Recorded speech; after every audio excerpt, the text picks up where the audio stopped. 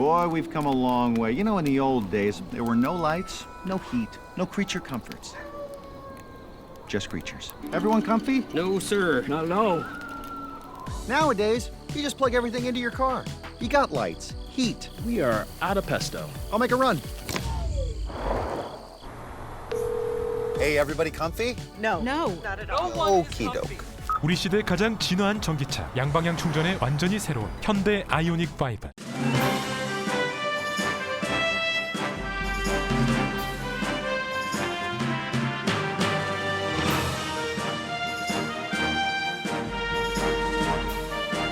깊어가는 늦가을 11월, 라디오 서울과 함께 건강하고 활기찬 계절 맞이하세요. 강혜신의 오늘의 미국.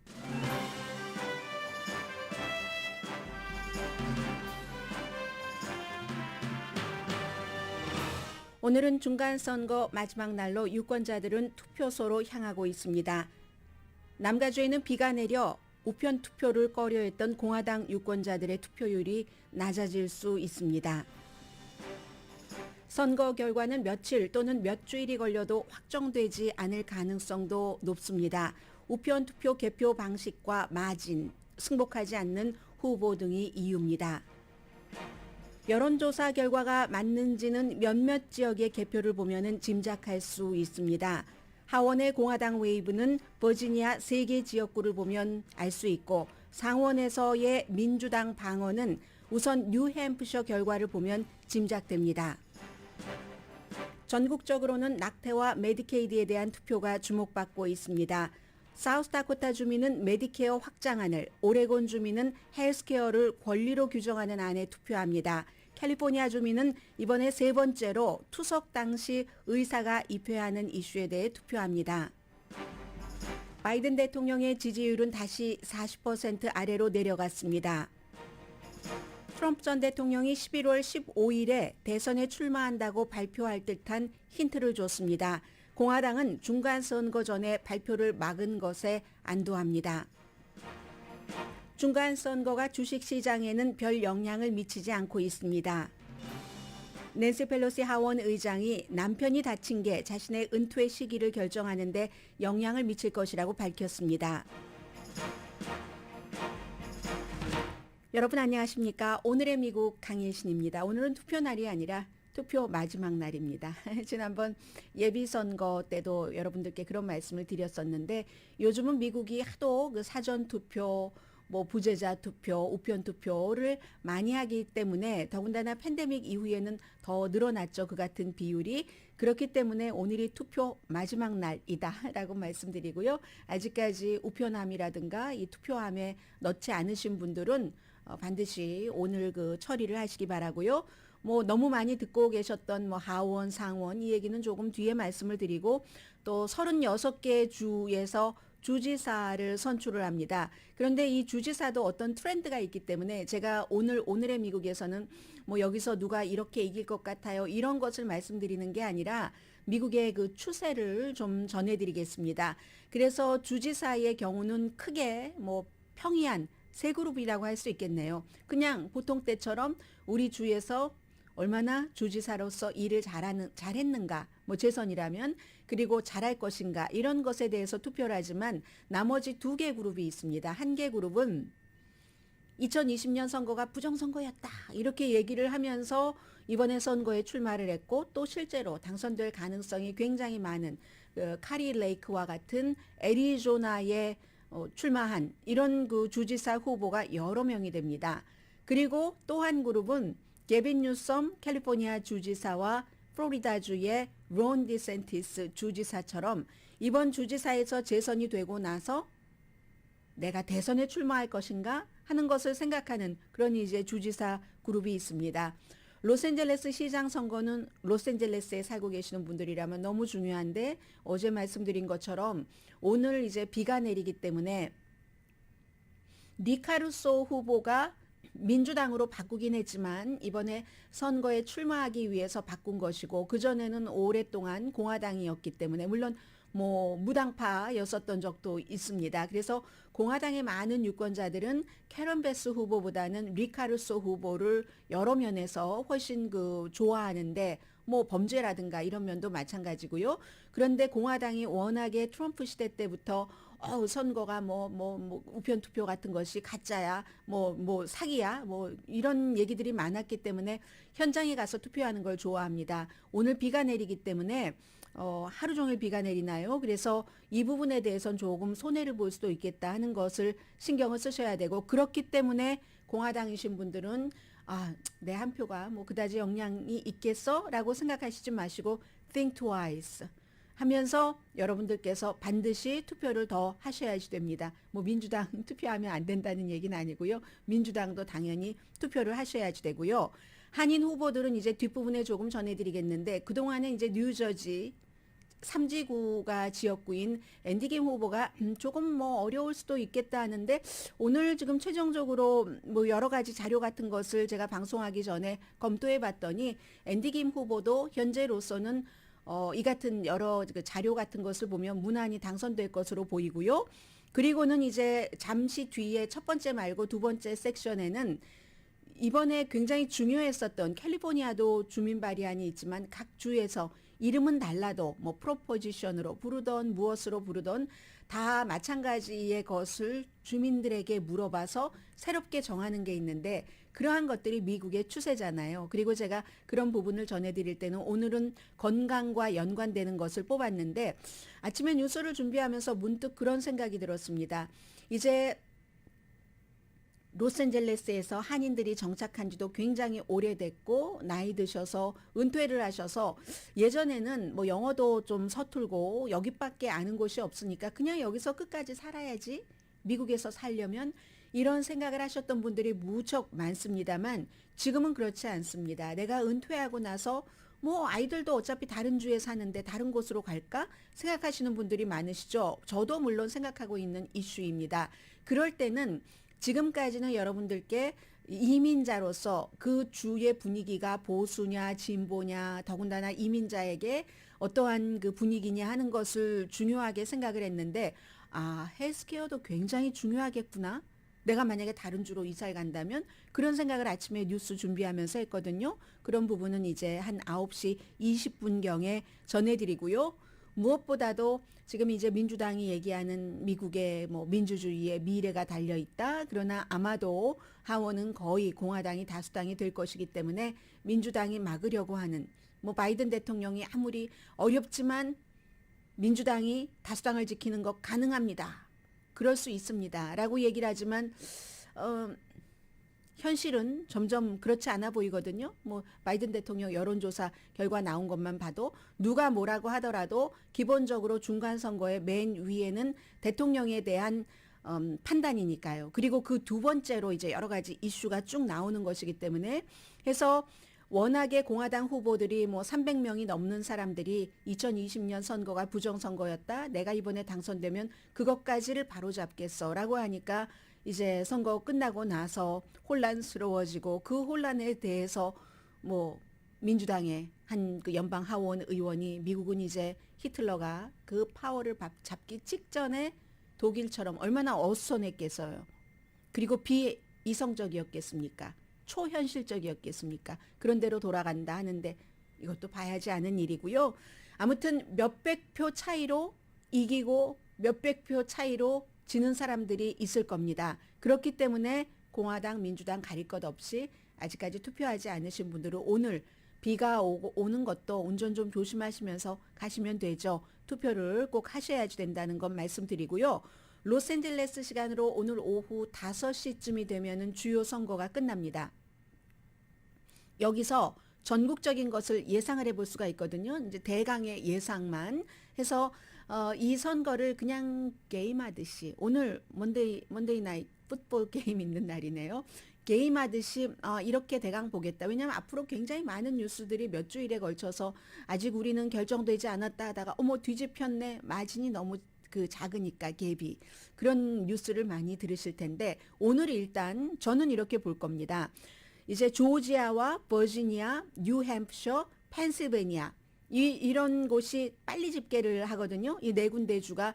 왜냐하면 뭐 우편 투표 같은 것도 미리 서명 같은 거 확인을 해서 오늘 투표가 끝나면 바로 개봉할 수 있도록 개표할 수 있도록 하기 때문에 해서 전국적인 것을 예상을 해볼 수가 있습니다.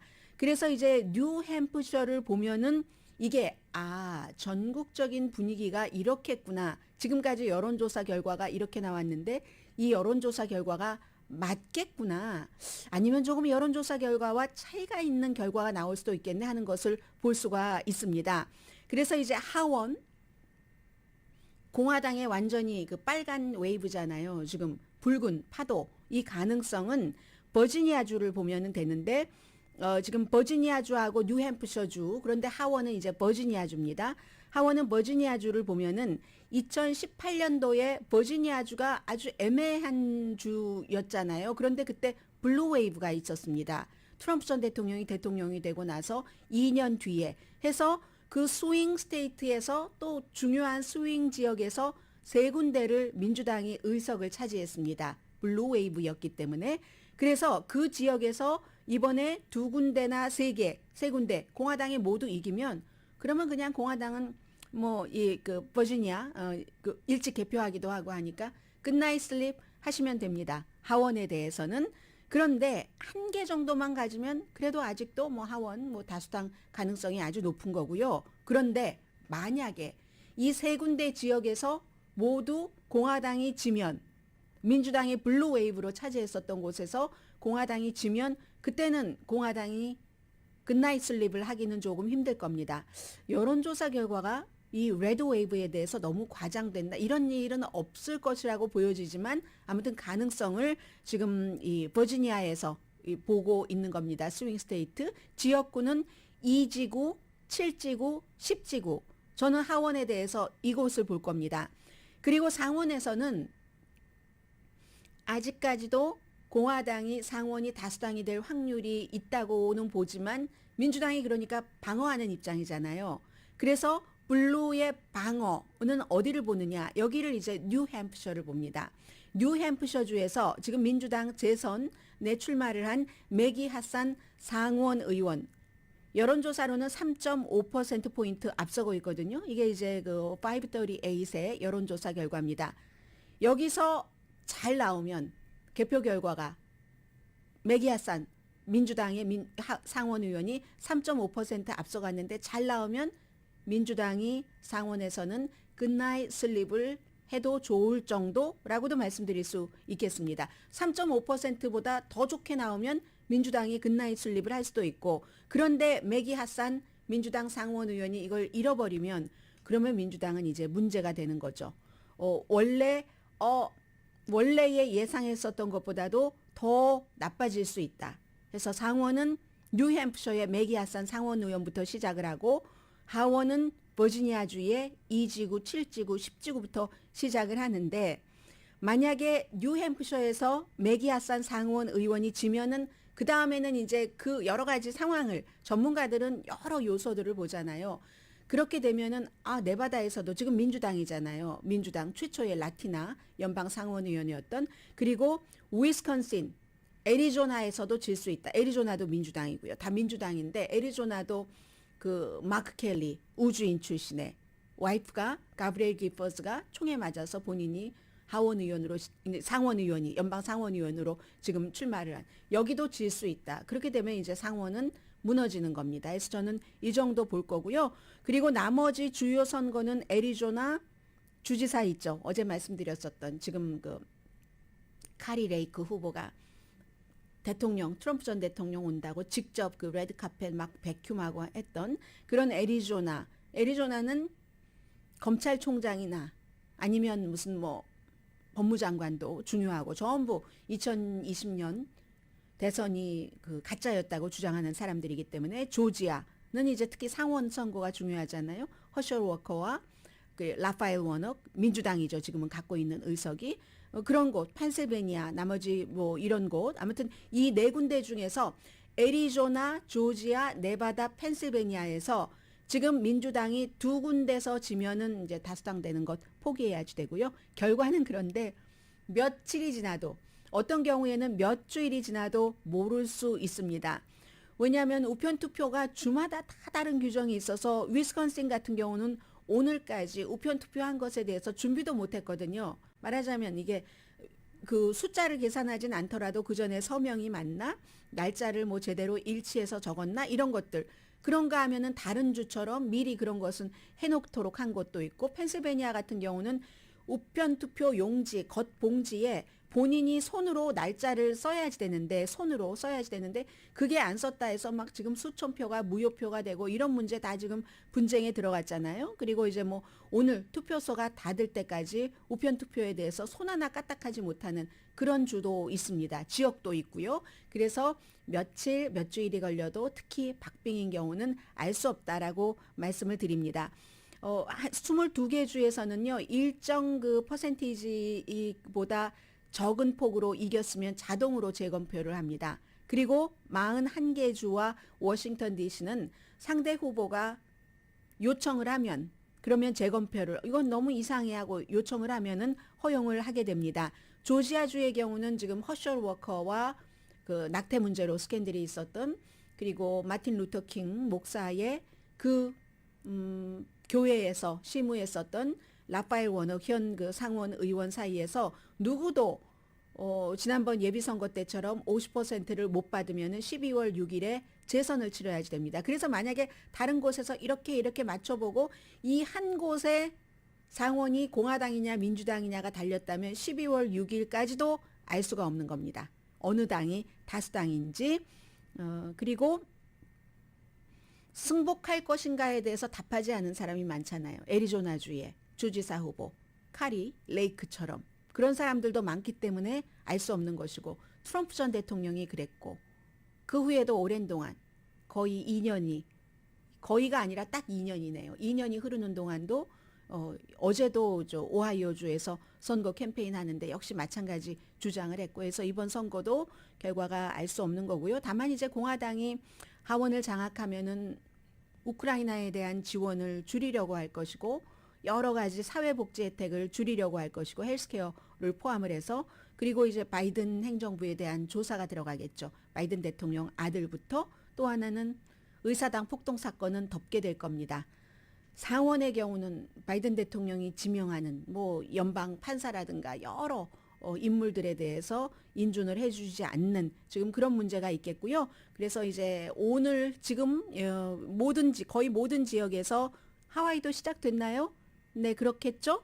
해서 지금 투표가 마지막 날에 일정이 시작이 됐고, 여러분들은 투표를 하실 권리만 있는 게 아니라 투표를 하실 의무도 있다는 것 다시 말씀드립니다.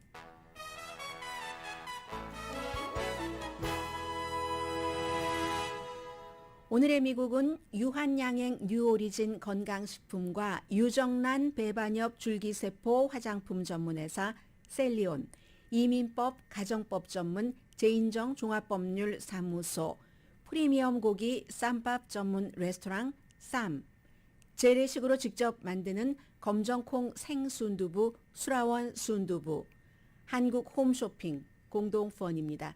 잠시 뒤에는 오늘 선거가 여러 주에서 치러지고 있는데 특히 건강에 대해서 낙태 하나를 포함을 해서요. 지금 미국이 여러 주에서 이러한 것들을 신경 쓰고 있구나. 오레곤주가 저는 조금 주목되고요. 캘리포니아주의 주민 발의안도 있고, 잠시 뒤에 지금의 미국, 오늘의 2022년 11월 8일 미국인들이 각 주에서 무엇을 원하는가를 볼 수 있는 것 전해드립니다.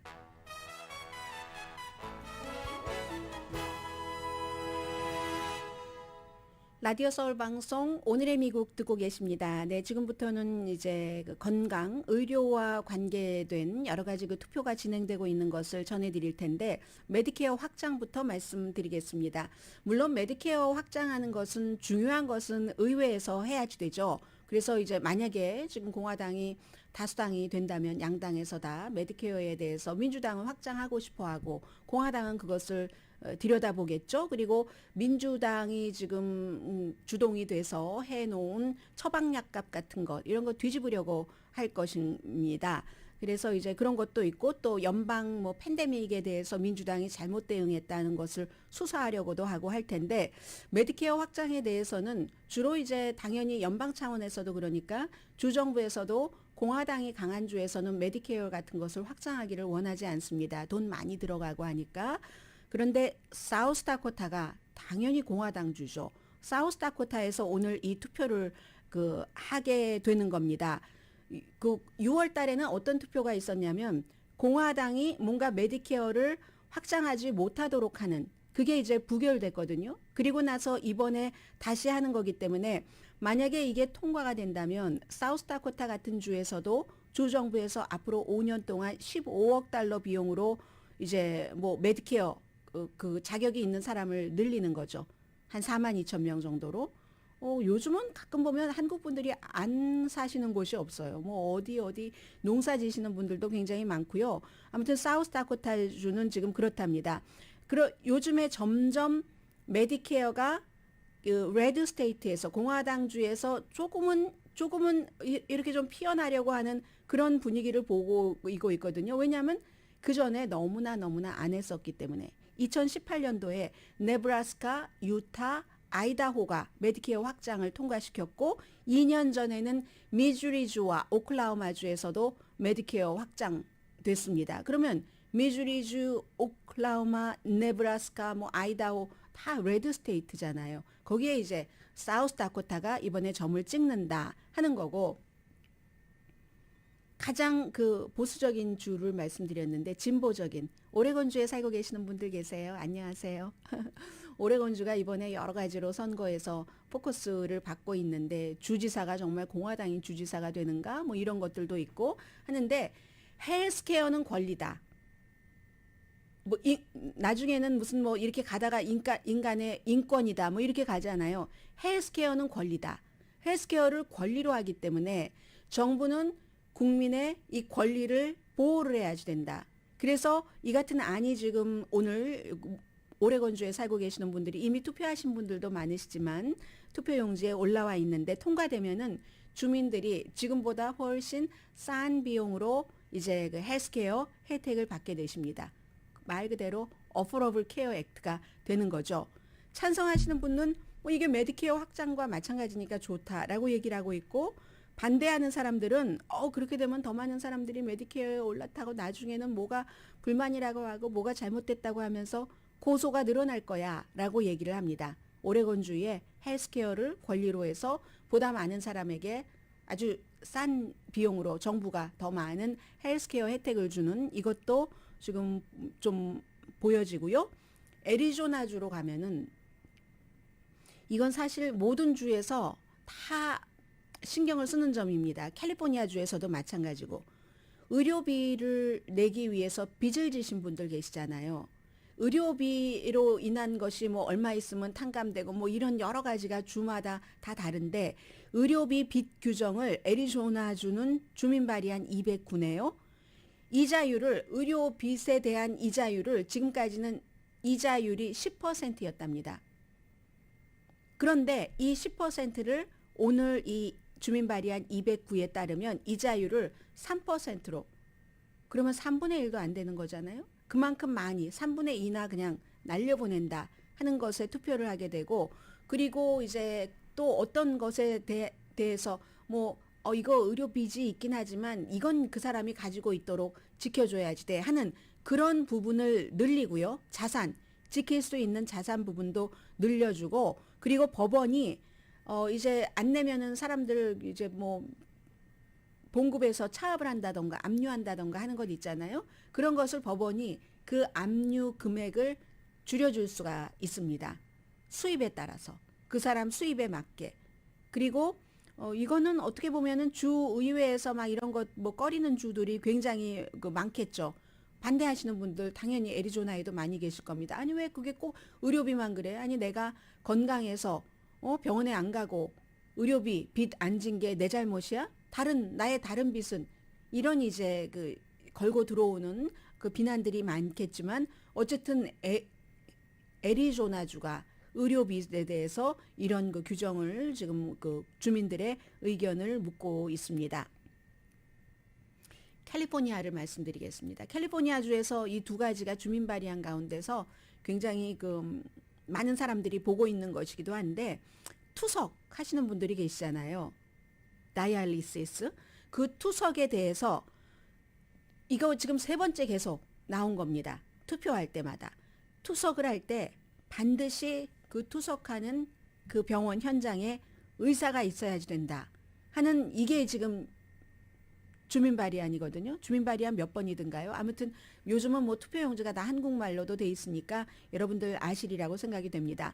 그리고 또 그것뿐만이 아니라 의사가 반드시 현장에 있어야지 되고 또 클리닉은 만약에 이 투석 도중에 뭐가 감염이 됐다면 반드시 보고를 해야지 되고 그 같은 클리닉에 누구가 만들어서 지분이 5% 이상 있는 사람들은 이름을 공개를 해야지 되고 지난 5년 사이에 2번 이거 안 됐습니다.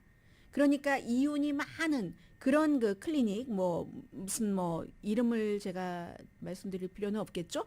그런 클리닉 투석 대기업이라고 말씀드릴 수 있겠죠. 그런 대기업에 어떠한 규제를 한다 하는 거거든요. 이 안이 역사상 가장 비싸게 돈을 많이 준 거예요. 캘리포니아주에서. 찬성과 반대가. 이 노조에서는 이거 너무 위험하다. 이 환자들이 위험하기 때문에 환자 보호를 위해서 투석할 때 의사가 그 투석하는 현장에 반드시 있어야지 된다 하는데 800만 달러를 선거 캠페인 비용으로 썼습니다. 그러면 투석 대기업은 몇 배나 더 썼을까요?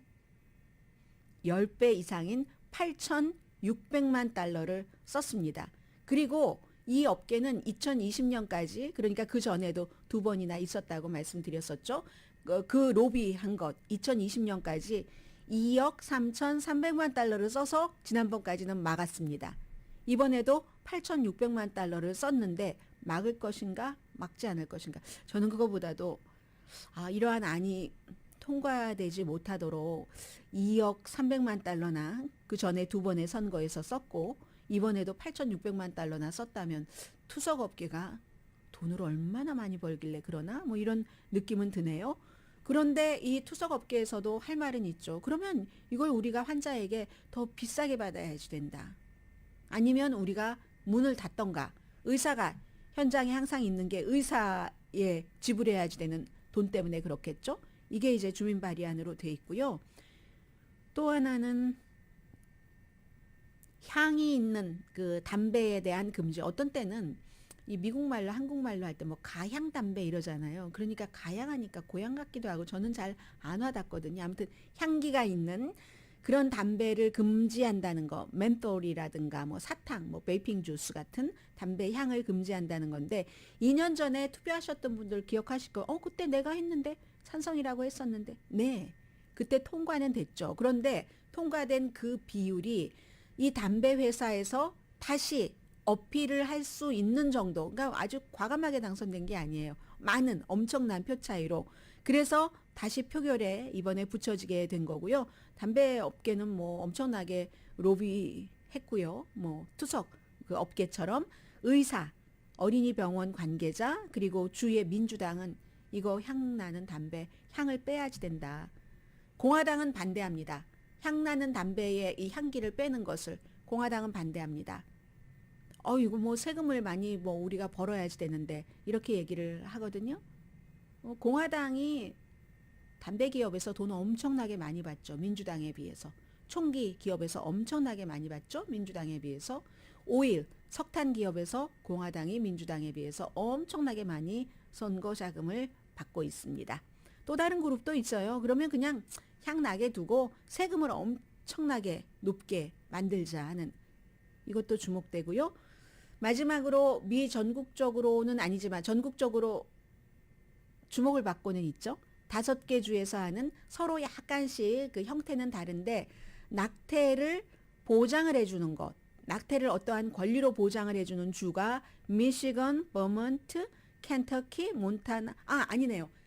여기서 3군데 주는 보장을 해주고 나머지 2군데 주는 낙태를 더 어렵게 하는 것을 확고하게 다지기 위한 낙태에 관한 투표도 오늘 이루어집니다. 미시건, 버먼트, 캘리포니아 진보적인 주죠. 캘리포니아주도 헌법을 수정해서라도 낙태 권리를 보호해 준다는 거고 버먼트와 미시건이 약간 좀 내용은 다릅니다.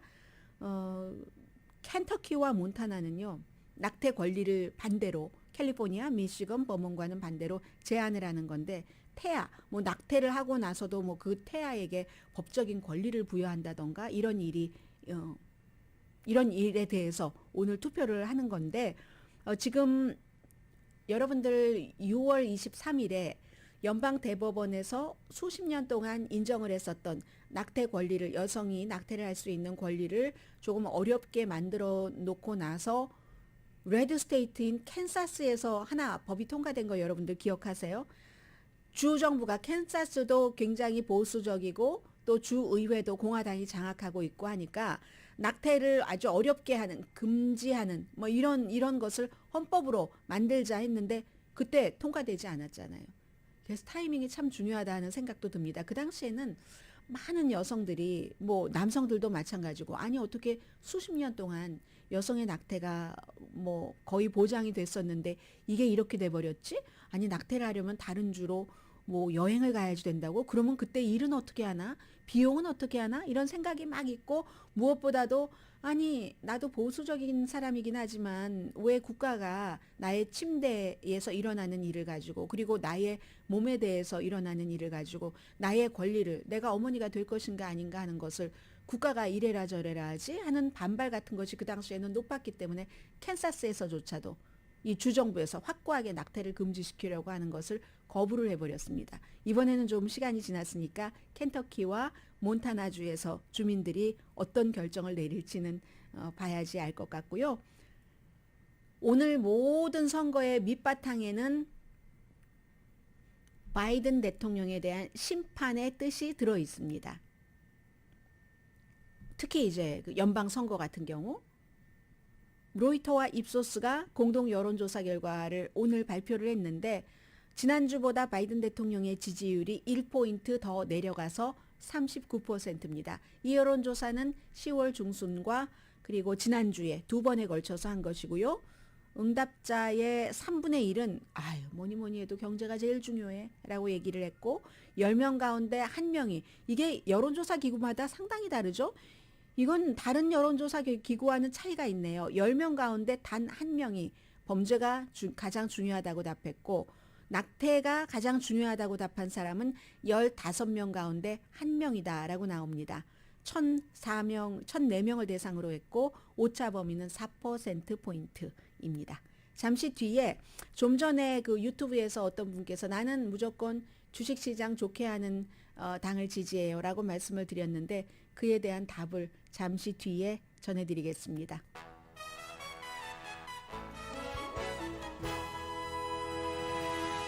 라디오 서울 방송 오늘의 미국 듣고 계십니다. 중간 선거가 주식시장에는 별 영향을 미치지 않고 있습니다.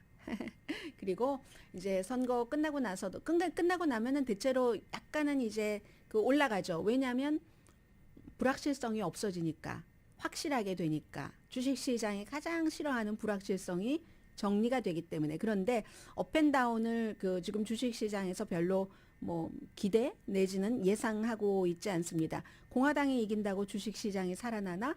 지금 그런 것에 관심이 있으신 분들이 많으신 것 같은데요. 일단 제가 여러분들께 전해드릴 이 내용은 블룸버그와 악시오스 등에서 보도한 것을 헤드라인 정도로 정리를 하겠습니다. S&P 500가 올 들어서 한 20% 정도 줄어들었잖아요. 2009년 이후에 최악이고 나스닥이야 더 많이 줄어들었죠. 뭐 30%?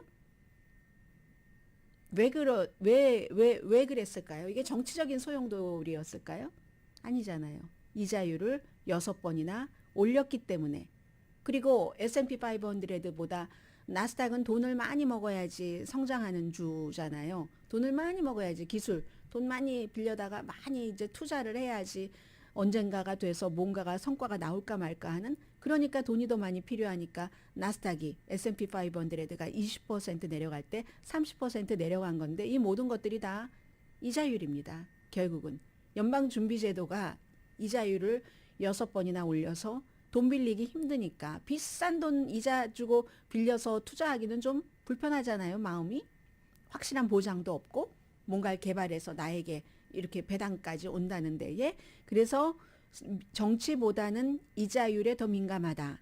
JP 모건이 여론조사를 했습니다. 투자가들에게. 그랬더니 뭐 40%의 투자가는 뭐 마켓에 뭐 단기적으로는 긍정적이 될 것이다. 항상 뭐 그러니까요. 선거 끝나고 나면 12%는 부정적이 될 것이다. 그런데 48%는 영향이 뭐가 있어.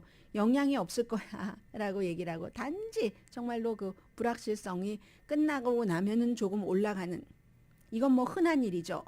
그래서 1950년 이후에 18번의 중간선거에서 끝나고 나면 불확실성 없어졌으니까 주식시장이 조금 업됐습니다.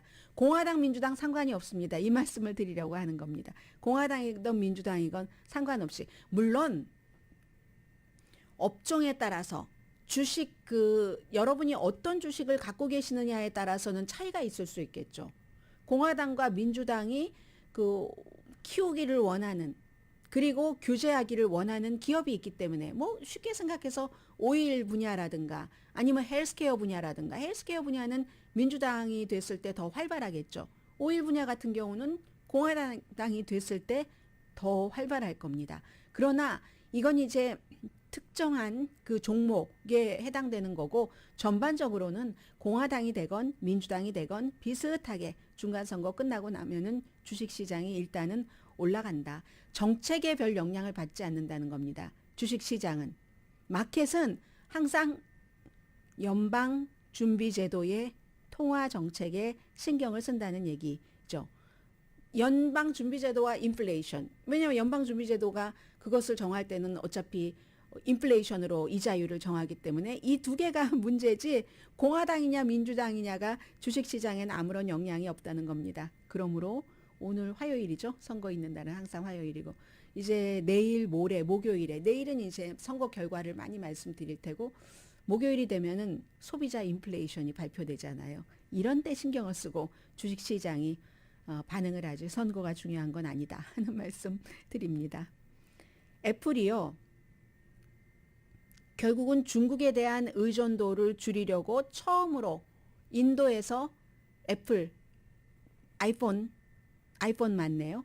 일부 아이폰은 이제 인도에서 만든답니다. 이 세상에 영원한 건 없는 거예요. 임주리 씨의 영원한 것은 없더라. 예, 노래만 있는 게 아니라 립스틱 짙게 바르고만 있는 게 아니라 립스틱도 항상 연하게 짙게 뭐 안 바를 때도 있고 하잖아요.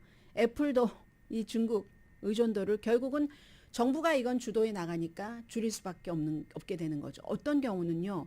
정부에 대한 어떤 기업의 로비가 너무 강하면 그 기업의 로비를 정부가 이기지 못합니다. 그게 바로 총기 규제가 안 되는 겁니다. 공화당이 총기 규제를 너무 싫어하기 때문에 총기 규제가 안 되는 거죠. 그러나 지금 이렇게 칩스 법안, 칩 앤 과학 법안 이런 것으로 미국의 뭐 반도체라든가 아이폰에 반도체 들어가야 되잖아요.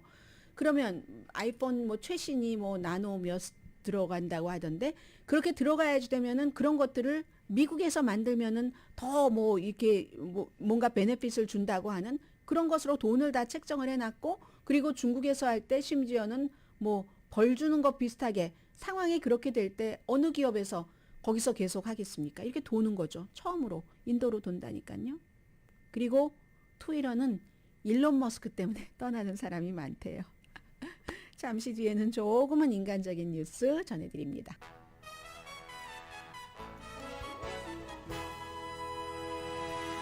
라디오 서울 방송 오늘의 미국 듣고 계십니다. 네, 뉴햄프셔가 아니라 제가 지금 뉴햄프셔가 머릿속에 들어있어요. 상원 선거 때문에.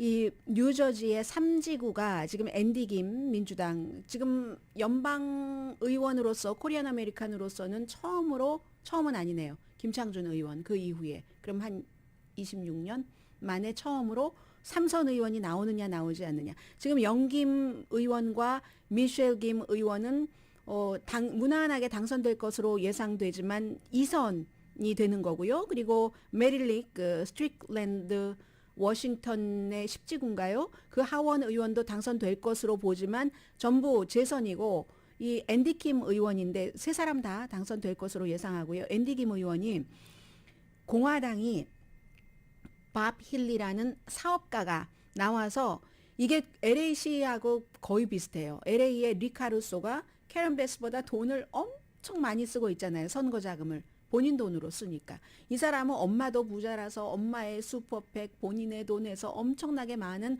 선거 기금을 가지고 지금 하고 있는데, 그런데 앤디 김 이 현 의원이 현재로서는 뭐 여론조사 결과도 한 6%, 5% 앞서가고 여러 매체를 쭉 종합을 해보면 이긴다라고 나오고 있거든요. 현재로서 뭐 이쪽으로 이긴다 하기 때문에 아마 현직 민주당 2명, 앤디 킴 의원과 메릴린 스트릭런드 의원 워싱턴에 이 2명도 무난히 당선되고, 그리고 공화당인 오렌지 카운티의 40지구, 45지구 영킴 미셸 스틸 의원도 현재로서는 무난히 당선될 것으로 예상이 됩니다. 낸시 펠로시 하원 의장이 어제 CNN 방송과 인터뷰를 하는데, 낸시 펠로시 하원 의장이 82살입니다. 남편과 동갑이에요. 얼마 전에 남편이 이제 집에서 뭐 해머로 머리도 맞고 해서 입원했다가 퇴원했잖아요. 앤더슨 쿠퍼가 물어보더군요. 이 나이가 많은데도 계속 그 자리를 지키고 있으니까 후배들이 뭐 차고 올라갈 자리가 없잖아요. 사실은 나이 많아서 그 자리에 있다는 것도 굉장히 좋지만, 특히 낸시 펠로시 하원 의장처럼 카리스마가 있고 많은 것을 이뤄내면은 그렇죠. 오죽하면 이 트럼프 전 대통령이 어제 낸시 펠로시 하원 의장에게 남편이 그런 일 당한 지 얼마 되지도 않았는데 저 사람은 애니멀이야. 이때의 애니멀은 귀엽고 사랑스러운 애니멀이 아니라 인간이 아니야. 뭐 이런 뜻이요. 내가 아무런 죄가 없는데 2번이나 탄핵을 시켰어. 그만큼 일을 했잖아요. 그래서 가만히 있었는데, 그래도 언제쯤 그만두나 하는데 앤더슨 쿠퍼가 물어보니까 우리 최근에 나에게 일어났던 일이 내가 이 은퇴의 결정을 그 지도부에서 이렇게 하는데 영향을 미칠 것 같다 하니까 남편 이러니까 예스라고 금방 얘기를 하더라고요. 더군다나 그 사람의 용의자의 목표가 나의 남편이 아니오고 나였는데 대신 그렇게 됐다. 뭐 이런 얘기. 아무튼 그러나 다수당이 만약에 된다면 하원 의장으로 있지 않을까라고도 생각을 했었는데 점점 멀어지는 것 같다고 할까요? 오늘의 미국은 유한양행 뉴오리진 건강식품과 유정란 배반엽 줄기세포 화장품 전문회사 셀리온, 이민법 가정법 전문 제인정 종합법률사무소, 프리미엄 고기 쌈밥 전문 레스토랑 쌈, 재래식으로 직접 만든 검정콩 생순두부 수라원 순두부, 한국 홈쇼핑 공동 후원이었습니다. 10시에 좋은 아침 좋은 하루 방송됩니다. 네, 오늘은 머릿속에 여러 가지 숫자가 많이 들어오고 있어요.